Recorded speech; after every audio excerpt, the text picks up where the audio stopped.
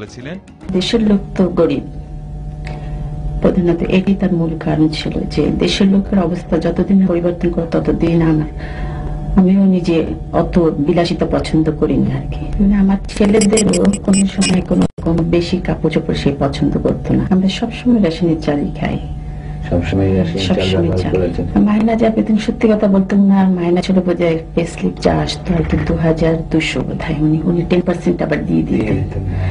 তো তার মধ্যে থেকে আমাকে সে 2000 টাকা দিত, ওর মধ্যেই আমার সংসার চালাতে হতো। মানে আমার ছেলেদেরও কোনো সময় কোনো রকম বেশি কাপড় চোপড় সে পছন্দ করতো না। মরহুম প্রেসিডেন্ট সাহেব, তোমার আব্বার আমরা বঙ্গভবনের দর্জিকে জিজ্ঞেস করেছিলাম, বলেছে যে ওখান থেকে এসে অনেক কাপড় চোপড় ছোট করে তোমাদের জন্য বানাতো দর্জি। এরকম কিছু মনে আছে তোমাদের? আমার এই শার্টটাই আব্বুর ছিল আগে, এটাই ওরা বানিয়ে দিয়েছে। জি। তোমার মনে আছে কোকো এরকম কোনো? আমার দুটো প্যান্ট ছোট করে বানিয়ে দিয়েছিল। তোমার আব্বার প্যান্ট ছোট করে বানিয়ে দিয়েছে।